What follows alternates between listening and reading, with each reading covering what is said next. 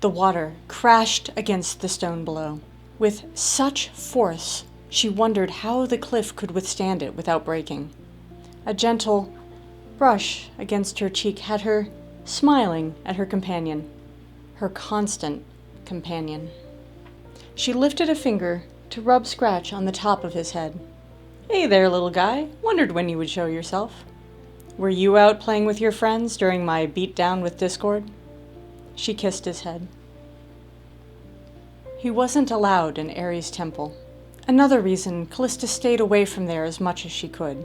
A not-so-common spider who befriended her as a child. With her mother being Arachne, it shouldn't have been surprising that she took to the eight-legged outcasts. Just like her, they were very misunderstood. Such gentle creatures who had so many benefits. Benefits everyone wanted to enjoy, as long as they stayed in the shadows.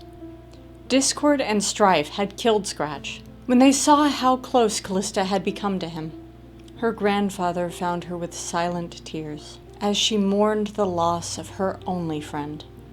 With one touch, Zeus had brought the little guy back to life, and granted him immortality, the only act of kindness Zeus bestowed upon her.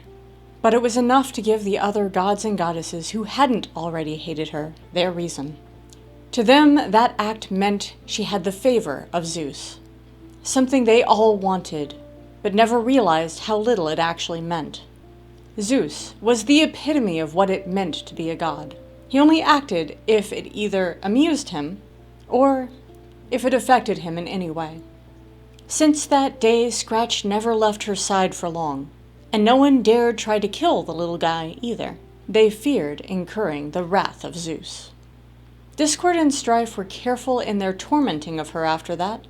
Of course, there were others that weren't so lucky. But Callista tried to not think of the very few friends she had made over the years. Human mainly, that had fatal accidents befall them. Scratch wasn't your common everyday spider. Brown and hairy, he fit into Callista's palm with big green eyes. He was also her best friend and only protector in this land. The reason he was banished from Ares' temples was due to him attempting to protect her from her father's wrath. Ares had returned defeated from battle and, as usual, had decided to take it out on Callista. This time Scratch leapt at the war god to protect his mistress. Ares was so angered that he shot an energy bolt at the spider, grinning with malice at the charred heap of hair. Ares wasn't grinning when Scratch pushed up on his 8 hairy legs and shook the black soot off him. Whether it was the fact the spider survived his wrath, or the fact that Callista now had a champion, she didn't know. But Ares forbade the spider in his temples. So now Scratch always waited for her whenever she was summoned to Ares' temple. Friends weren't something she was allowed to have. Gods and goddesses didn't understand the concept of friends. Mortals were only valuable if they amused them, or if they were of use to them, and if it suited them, they would turn on you. She discovered that at a very young age. Apollo may make the mortal girls, and many of the minor goddesses swoon, but Callista had his number.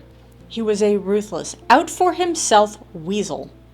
Once, long ago, Callista was one of those doe-eyed girls fawning over the golden child, so hungered for any attention. She believed Apollo when he implied a fondness for her. It was almost too late when she discovered Discord and Strife had made a bet with Apollo, that he couldn't trick her into taking away Scratch's immortality. When it came to challenges of any kind, the gods and goddesses of Greece refused to lose. Apollo had tricked her into taking Scratch down to Tartarus, speaking of a fountain deep down in the bowels of Tartarus that would give Scratch the ability to speak. While she could communicate with Scratch, Apollo had attempted to talk to Scratch, finding out that he didn't have the same ability. Apollo had seemed so forlorn when he couldn't communicate with the spider, that it made Callista want to make it possible. So, promising Apollo that she would make his wish come true, she picked up Scratch tenderly and shimmered out, intending to go to this fountain. The only thought was of having a friend that could share her love of spiders. After all, creatures aren't as frightening if only they were able to communicate. The only thing that had saved her was the fact that she forgot the tablet, on which Apollo had etched the location of the fountain. Shimmering quickly back, she stared in horror at the sight in front of her. Apollo, Discord, and Strife were there, lifting their goblets in a toast as they laughed loudly, and speaking of how crushed she would be when she realized the fountain had nothing to do with giving Scratch the ability to speak. It was Discord's words that had her seeing red. "I wish I could be down there to see the horror on the face of the blonde twit when she realizes the fountain actually takes away immortality." Her laughter had Callista's teeth clenching, but it was Apollo's words that sent Callista over the edge as he raised his goblet to his lips. "Not only that, but that gruesome creature will wither right in front of her." He grinned as he took another drink. How she could think I would want to communicate with such a disgusting thing is beyond me. She only has herself to blame. That day they learned the true power Callista carried within her, a power Ares had always refused to allow her to show. A power that had all three of them running away in terror. And also that kept Apollo away from her since. Welcome! This week, I'll be reviewing Something Divine. Spider's Awakening, Spider's Trilogy, Book 1, by TL Shively. Here on the Bored Goddess Book Reviews.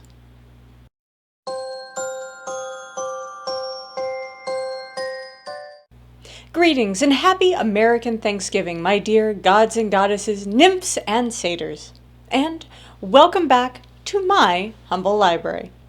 This week, I have the pleasure of sharing my thoughts on a legendary adventure, which sends us into the fabled past of epic gods, myths, and monsters. Spider's Awakening by TL Shively. Please remember that by liking and subscribing to my channel, you are helping me carry on uncovering unique stories and to keep creating video book reviews for your enjoyment and entertainment.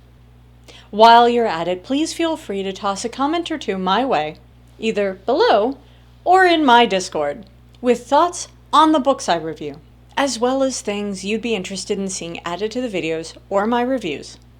I'm also on Instagram, Goodreads, Facebook, and X. All of the links are down there. Would you like to help the Goddessverse grow? You can make a huge difference just by sending me a coffee. The link is listed below. Every little bit helps me keep creating video book reviews. And when you send that cup of joe, I'll give you a shout out here in one of my reviews. You can also help by sharing your affinity to our little world and encourage others to join us here every Wednesday. And in this holiday of thanks, before another moment goes by, thanks to each of you who have become a part of my little gatherings. You make each video worthwhile. Let me introduce you to the one and only Thanksgiving-a-Duck. Mad Max is heading back to his old pond for Thanksgiving, and this little quacker stepped in. Don't let his cute and fluffy appearance fool you. He's not your average duck. He leads a team of brilliant feathered companions who work tirelessly to gather the most precise and dependable data you can imagine. Once they compile their impeccable ratings, I'll be sharing them with all of you. So make sure to stay connected to the end, my friends. Okay, Thanksgiving-a-Duck, are you ready to roam into the misty crags of Olympus? Then mount up your Pegasi and get ready for adventure of mythic proportions. This week's offering is full of magic and mayhem, and a whole new take on mythology. Spider's Awakening by TL Shively. Before I go further, I should note this book is intended for mature audiences, specifically older teens and adults due to scenes of violence. While the author's exceptional writing makes the significance of these scenes essential to the plot. It is necessary to consider the impact it may have on sensitive readers. Callista, living amongst the mighty gods of Olympus, in a world that should have been unending pleasure, lived a life that was more a fight for survival than a hedonistic adventure. The young goddess held the belief that she was the daughter of Ares and Arachne, even though she had never encountered her supposed mother. Her acknowledged father, on the other hand, had indelibly etched himself within her life through his despicable cruelty. There seemed no end to the agony, at least until a charming pirate from the stars leads her to the truth, discovering that she is the lost key to the pantheon of Atlantis. Her world is at last filled with the love and affection she'd always longed for. But it comes at a price. Now on the brink of losing all that she has regained, can she stop the impending destruction that seems so inevitable, and take her place as a goddess of Atlantis? This was another incredible author submission on my website, theboardgoddess.weebly.com. The boundless creativity displayed in the books, written by authors like TL Shively, never fails to astound me. I consider it a great privilege to be able to read and review their remarkable works. From the very first page, it's easy to become immersed in the whirlwind of action and drama within this unique, almost contemporary twist on the Greek gods. Callista's quick wit and sharp tongue is instantly entertaining, but belies the immense struggle she has endured in her life, creating a bond with the reader of compassion and empathy, leaving them unable to put down the story. While the author does not disclose Callista's age or pinpoint a timeline, it's clear almost immediately that her world is boundless. However, it's also quickly evident she's trapped within an intricate web spun by her acknowledged father, Ares. Mythology has always intrigued me, and Greek mythology in particular holds a very strong allure. So, you can imagine my delight when I discovered this author had delved into the fascinating world of Greek myths, but added the Atlantean pantheon as well. This ingenious addition truly elevated the story, making it even more immersive. The story itself was awesome, and I thought the pacing was quite impressive, especially given the book's limited length. Furthermore, I was thoroughly entertained by the author's clever plot twists and turns. I absolutely adored the characters in this book. It's packed to the brim with interesting, well-developed personalities who were incredibly engaging, even the ones I loved to hate. Scratch the Spider undoubtedly stands out from the rest. As a side note, it's worth mentioning that my older brother is quite the spider enthusiast, having raised them and even keeps tarantulas as beloved pets. Although I can't say for certain I possess enough courage, unlike my brother Jay, to cuddle one, if I ever did encounter a spider as charming as Scratch, I might just be tempted to give it a pat on the head. Or maybe not. The protagonist Callista stood out to me in particular, with her remarkable wisdom, especially considering what we believe to be a very young age. Unlike the typical portrayal of Greek gods and goddesses, she exuded a level of knowledge that surpassed many of her divine counterparts. Throughout the book, her journey showcased a remarkable maturity in personal development. I couldn't help but feel that the story was a little too short, and it left me wanting more.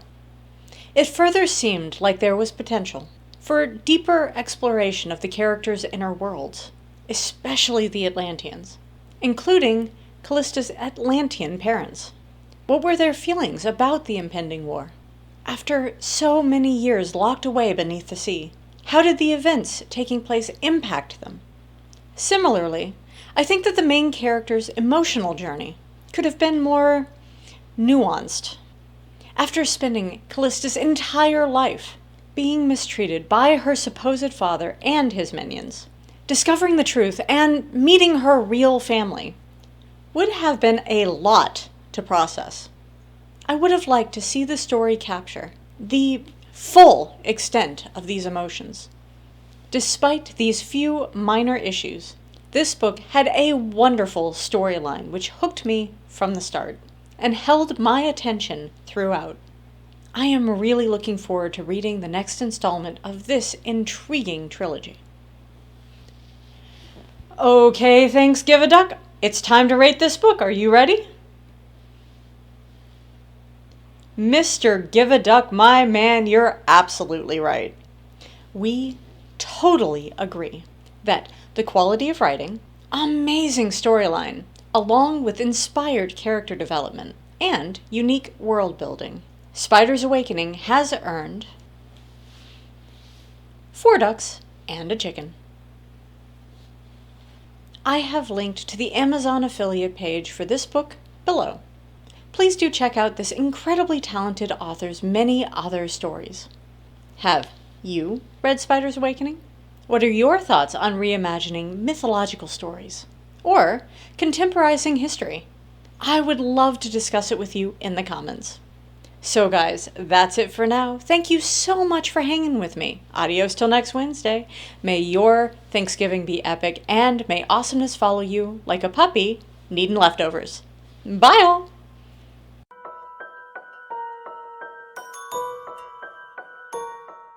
Baboom. Greetings. Blah. Greetings and happy American Thanksgivings. Many givings. So many givings. Actually, I'm good. You are You're killing me? You're killing me, man. Specifically, older teens and adult. Then, I don't know what that was. The word wouldn't come out. Regained.